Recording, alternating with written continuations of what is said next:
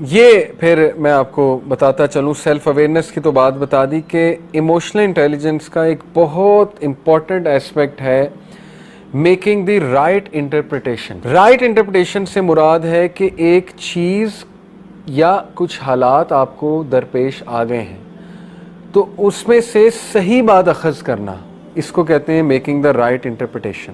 ٹھیک ہے، اس پر میں آپ کو ایک واقعہ سناتا ہوں بڑا مزے کا. اشفاق احمد لکھتے ہیں، واقعہ شاید فرضی ہے لیکن فرضی واقعات سے اگر ہم کچھ لیسن لرن کر لیں تو اس میں کوئی حرج نہیں. واقعہ ایسے ہے کہ ایک بادشاہ کی سلطنت تھی. اس سلطنت میں ایک شخص تھا، اس کے پاس ایک انتہائی نایاب گھوڑا تھا. اتنا نایاب کہ بادشاہ اس کا شدائی ہو گیا، اور بادشاہ بہت زیادہ شدائی تھا گھوڑوں کا. بادشاہ نے کہا یار اس شخص سے یہ گھوڑا لے آؤ، میں نے خریدنا ہے. اس کا وزیر گیا، شخص کو کہا کہ گھوڑا بیچ دے اپنا. اس نے کہا کچھ اور مانگ لو لیکن گھوڑا یہ کہ بچپن سے میری اس کے ساتھ افیلیشن ہے، جذبات ہیں، بیٹوں کی طرح پالا ہے. اس نے کہا گھوڑا میں نہیں دے سکتا، گھوڑا مجھے بھی بہت پسند ہے. بڑا حیران ہوا وزیر، واپس چلا گیا. بادشاہ کو یہ بات برداشت نہ ہوئی، اس کو غصہ آیا. اس نے کہا اچھا، اس نے کہا میں چلتا ہوں. بادشاہ خود آ گیا. بادشاہ نے کہا کہ منہ مانگی رقم تجھے دوں گا، جو تو کہتا ہے تجھے دوں گا. اس نے کہا بادشاہ سلامت آپ جان مانگ لیں لیکن یہ کہ یہ نہیں میں دے سکتا، میری ویلیوز کے خلاف ہے یہ بات کہ میں اپنا پالا ہوا گھوڑا جو ہے وہ اس طرح بیچ دوں. مجھے ہے ہی نہیں، ضرورت ہی نہیں مال کی، اللہ نے دیا الحمدللہ. اب لوگ جمع ہو گئے، یہ دیکھ رہے تھے سارا ماجرا. لوگ آپ کو پتہ ہے جینا حرام کرتے ہیں. بادشاہ نے کہا اچھا چل تجھے میں آدھی سلطنت دے دوں گا. بادشاہ نے ٹیسٹ کرنے کے لیے، تو اس نے مسکرا کر کہا کہ نہیں. اب بادشاہ نے کہا تو پچھتائے گا. بادشاہ چلا گیا. لوگ آ گئے، لوگ نے کہا کہ یار تو اتنا بدبخت ہے، دیکھ تو اتنی بڑی آفر ہو رہی، کیا یہ گھوڑا، ایک گھوڑے کے پیچھے تو نے بادشاہ کی یہ آفر ریجیکٹ کر دی. وہ مسکرایا. اس نے کہا مجھے پتا ہے میں نے کیا کیا، میری ویلیوز کے خلاف ہے، میں یہ برداشت نہیں کرتا میں اپنی کوئی پالی ہوئی چیز کسی کو ایسے ہی پیسے میں دے دوں. لوگوں نے کہا تو پچھتائے گا. اس نے کہا اللہ مالک. اب ہوا یہ واقعہ آگے جاتا ہے کہ وہ گھوڑا بھاگ گیا استبل سے تقریباً چند دن بعد.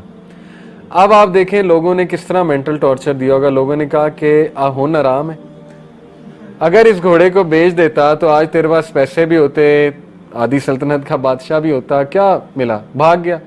ایک جانور جس سے تو نے وفا کی، دیکھ جانور نے تیرے سے وفا نہیں کی، چلا گیا. وہ مسکرایا. اس نے کہا بس یہی تھا قسمت میں، کوئی بات نہیں، میرا اس کا ساتھ اس طرح لکھا ہوا تھا. اللہ تعالیٰ نے جو دینا ہے دینا، ہو سکتا ہے اللہ مجھے اس کے بدلے بہت کچھ دے دے. اب ہوا یہ مزے کی بات، لکھنے والے لکھتے ہیں کہ وہ گھوڑا اپنے پیچھے 12 گھوڑے لے آئے جنگل سے. وہ گھوڑا ایسا تھا، گھوڑوں کا سردار تھا. اب جب وہ 12 گھوڑے اس کے پیچھے آ گئے تو لوگ پھر جمع ہو گئے. اب لوگوں نے رویہ چینج کر لیا. بتانے کا مقصد پتہ ہے کیا رائٹر کا، کہ لوگ چینج ہوتے ہیں واقعات کے مطابق، حالات کے مطابق. ایک واقعے کو پکڑ کے نا پوری لائف کو پینٹ کر دیتے ہیں. اب لوگوں نے کہا اچھا تو بڑا عقل مند ہے، تو نے تو اس کو ٹرین کیا ہوا تھا، ہمیں تو پتہ ہی نہیں، اصل میں تو 12 گھوڑے اور لانا چاہتا تھا تاکہ ایک کی بجائے 13 گھوڑے بیچیں اور تجھے زیادہ مال ملے. تو وہ ہنسا کہتا ہے نہیں تم لوگ بیوقوف ہو، ایسی کوئی بات نہیں، بس اللہ نے دینا تھا، اللہ نے مجھے اس کے بدلے دیا اور میرا اللہ پہ بلیف ہے، جو ہوتا ہے بہتری کے لیے ہوتا ہے. وہ ابھی تک رائٹ انٹرپریٹیشنز کر رہا ہے. ٹھیک ہے. اس کے بعد یہ ہوا کہ اس کے گھوڑے پہ اس کا بیٹا بیٹھا ہوا تھا، اکلوتا بیٹا. گھوڑے نے اسے گرایا، اس کے بیٹے کی ٹانگ ٹوٹ گئی. اب وہ پھر آگے لوگ، دیکھا منوس گھوڑا ہے، تیرا اکلوتا بیٹا، تیرا کون سہارا بنے گا. اس نے کہا بھائی دیکھو یہ اللہ کی طرف سے ہوا ہے، اللہ مالک ہے، میرا سہارا اللہ ہے. میرا بیٹا ٹھیک ہے اس کی ٹانگ ٹوٹ گئی لیکن یہ کہ دکھ تو بہت ہے، بٹ یہ کہ میری نظروں کے سامنے رہے گا، چلو اللہ تعالیٰ اس سے کوئی بہتری لائے گا. ایسا ہی ہوا. جنگ چھڑی اس میں علاقے میں، اور اس تک دور کا رول تھا کہ ہر ایسا بچہ جو چل پھر سکتا ہے اس کے ہاتھ میں تلوار پکڑائی جاتی تھی کہ آ جاؤ بھائی. اس کے گھر سولجرز آئے بادشاہ کے، دیکھا کہ ٹانگ ٹوٹی ہے بیٹے کی. انہوں نے کہا یہ تو ہمارے کسی کام کا نہیں. اس کے بیٹے کو چھوڑ کے چلے گئے. اب لوگ پھر آ گئے، کہتے تو بہت خوش قسمت ہے، تیرا بیٹا تیرے پاس ہے، لختے جگر ہمارے بیٹوں کو لے گئے، رونے لگ گئے، یہ وہ ہمارا کیا بنے گا، یہ وہ. اس نے کہا I've had enough. تم لوگ ایک نمبر کے بیوقوف ہو، اور تم لوگوں کا مسئلہ یہ ہے کہ زندگی میں کوئی ایک حادثہ ہوتا ہے تم اس کو پکڑ کے کنکلوژن پہ پہنچ جاتے ہو اور پوری لائف پینٹ کر دیتے ہو، جبکہ ہر حادثے کا ایک مقصد ہوتا ہے. میں نے کیا کیا یہ مجھے پتا ہے. اس کی سیلف اویئرنیس بہت ہائی تھی کہ میں یہ نہیں کر سکتا کام، اللہ دے گا. اللہ نے مجھے نوازا بھی ہے، ایک حادثے سے بھی گزارا، ایکسیڈنٹ سے. اب وہ گھوڑے کو بلیم کرنے لگ جاتا، یہ دکھ پکڑنے لگ جاتا کہ کاش میں یہ گھوڑا بیچ دیتا تو آج میرے بیٹے کی ٹانگ نہ ٹوٹتی. پھر تو وہ مارا گیا, پھر تو اس نے آگے بھی نہیں چلنا, نہ وہ بچوں کو پیار دے سکے گا. تو مسئلہ یہ ہے کہ ہم لوگ ایک پاسٹ کے واقعے کو بلیم کرتے رہتے ہیں کہ یار اس کی نہ بدوا لگ گئی ہو, اس کی وجہ سے نہ ہو گیا ہو, اس کے ساتھ میں نے ایسے کیا تھا, یہ نہ ہو گیا ہو, وہ نہ ہو گیا ہو. تو اللہ تو کب کا معاف کر چکا ہے, لیکن آپ خود اپنے آپ کو معاف نہیں کر رہے. اصل بات یہ ہے, اللہ سے تو آپ نے تبھی معافی مانگ لی تھی, اور اللہ تو کہتا ہے مجھ سے معافی, اور اس بندے سے بھی عین ممکن ہے آپ نے اس کے حق میں بھی دعا کر لی ہوگی, اس سے بھی معافی مانگ لی ہوگی, لیکن انسان خود اپنے آپ کو معاف نہیں کرتا. تو پھر یہ کہ ایسا بندہ نہ خود خوش رہتا ہے نہ دوسروں کو خوش رہنے دیتا ہے. اس لیے رائٹ انٹرپریٹیشنز, دیکھیں میں آپ کو ہماری مثال دیتا ہوں.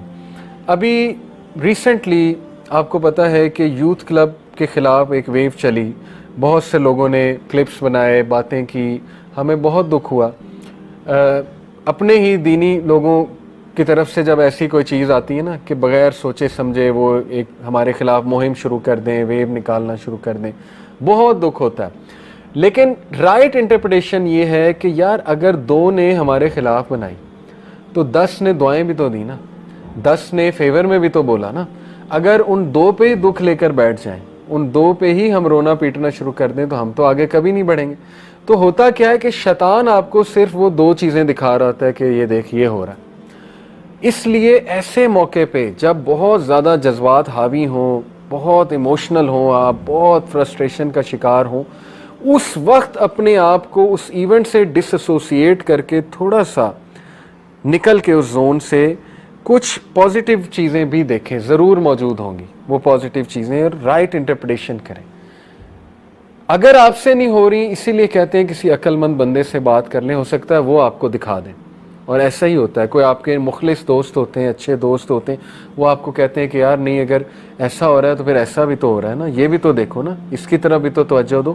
اسی لیے کہتے ہیں نا اپنی نعمتوں کی طرف بھی تو دیکھو نا, وہ جو چند ایک چیزیں تمہاری زندگی میں چل رہی ہیں انہی کی طرف توجہ دی ہوئی ہے, اور اس کے بعد نعمتیں تو دیکھ ہی نہیں رہے ہم. اللہ نے صحت دی ہے, اللہ تعالیٰ نے لوگ محبت کرنے والے دیے ہیں, بہت سی چیزیں دی ہوں گی. تو میکنگ دا رائٹ انٹرپریٹیشن, بہت سمپل سی مثال ہے, رش میں آپ پھنسے ہوئے ہیں. اب ظاہر ہے نہ ہارن بجانے سے گاڑی نے اڑنا ہے, نہ گالی دینے سے گاڑی کو کوئی پر لگ جانے, ٹھیک ہے نا, نہ فیملی والوں پہ غصہ کرنے سے گاڑی کو اچانک پر لگ جانے اور آپ نے ٹریفک سے نکل جانا. تو گاڑی تو پھنس گئی, اور اس میں قصور بھی آپ کا کوئی نہیں ہے, سرکل آف انفلوئنس سے باہر کی چیز ہے. اب لیٹ تو ہونا ہے, بجائے کہ پینک ہونے کے, غصہ ہونے کے, ٹھیک ہے نا, فرسٹریٹ ہونے کے, جہاں پہنچنا تھا انہیں میسج کر دو میں ٹریفک میں سٹک ہوں, اور ریلیکس ہو جائیں, ذکر کر لیں, اپنے آپ کو کام ڈاؤن کرنے کی کوشش کریں. اسی طرح کوئی بھی مسئلہ زندگی میں آ گیا ہے تو اس کی رائٹ انٹرپریٹیشن کرنا سیکھیں. سب سے پہلے اس کے بارے میں پازیٹیو سوچنا سیکھیں. یہ ایک ہیبٹ ہے, یہ ہیبٹ آپ کو اپنے آپ کو ڈالنی پڑے گی, زبردستی ڈالنی پڑے گی.